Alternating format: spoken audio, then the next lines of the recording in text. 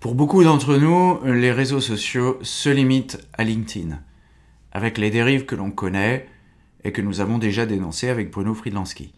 Pourtant, en matière de réseau professionnel, tout reste à inventer et Bruno nous le rappelle, à juste titre, dans cette interview enregistrée entre deux confinements.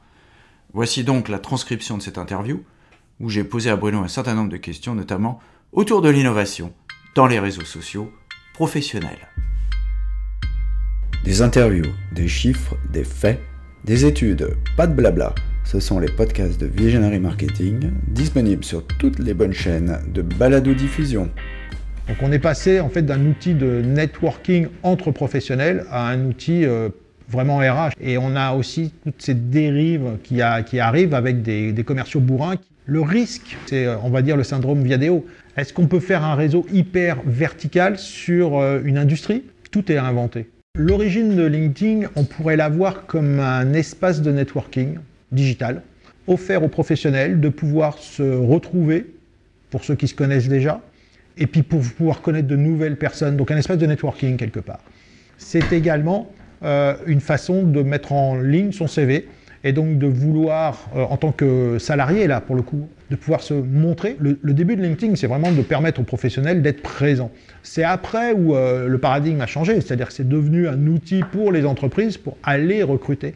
Et donc, à partir du moment où vous avez une certaine taille de communauté, ça devient intéressant pour les entreprises d'aller chercher, en fait, des futurs collaborateurs, voire même des gens qui ne sont même pas forcément en recherche d'emploi. Donc, on est passé, en fait, d'un outil de networking entre professionnels à un outil vraiment RH. Alors après, LinkedIn va aussi s'ouvrir au-delà des RH sur toute la partie, je dirais, commerciale, avec un outil comme Sales Navigator, hein.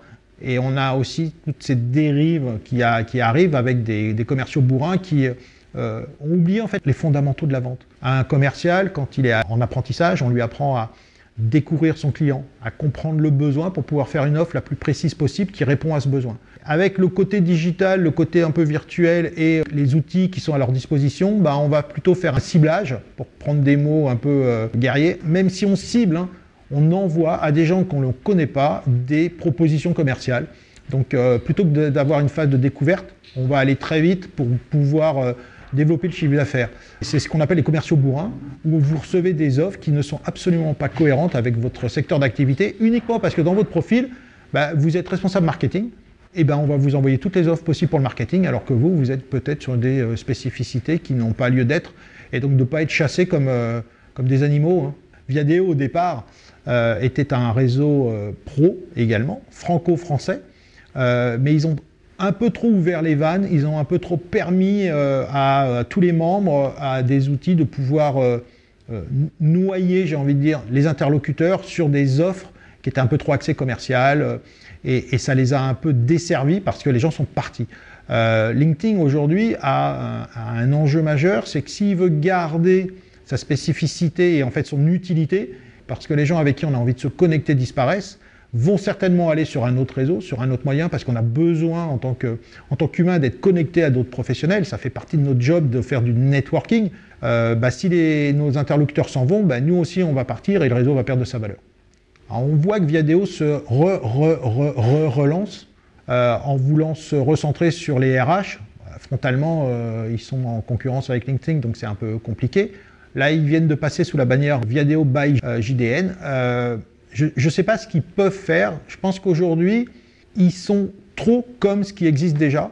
Et LinkedIn a pris la majeure partie du business. Donc, ça va être compliqué pour Viadeo d'aller concurrencer LinkedIn. Alors, ils pourraient peut-être aussi aller, on va dire, se positionner sur la marque employeur. Mais il y a déjà un réseau social qui est majeur pour travailler à la marque employeur. Ça s'appelle Glassdoor. Où est l'innovation? Où est la disruption, pour prendre le terme à la mode, pour Viadeo, pour qu'il puisse renaître de ses cendres?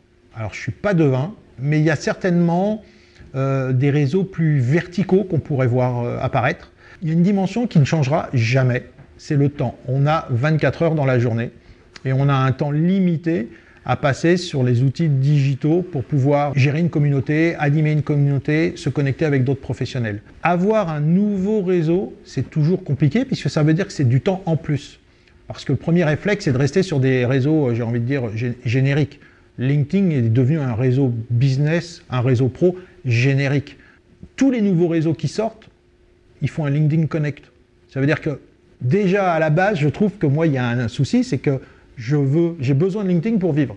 Donc il n'y a pas vraiment de disruption. Après, est-ce qu'on peut faire un réseau hyper précis, hyper vertical sur une industrie, sur un métier? J'ai pas encore vu de choses qui m'ont vraiment séduite pour y aller, mais ça peut être une idée avec une dimension qui est toujours compliquée. Est-ce que je fais payer, est-ce que je suis prêt à payer, ou est-ce que je suis libre et donc je fais de la pub et donc j'ai toutes les déviances qui peuvent arriver comme on a déjà. Tout est à inventer, encore, je pense. Des interviews, des chiffres, des faits, des études, pas de blabla. Ce sont les podcasts de Visionary Marketing, disponibles sur toutes les bonnes chaînes de balado-diffusion.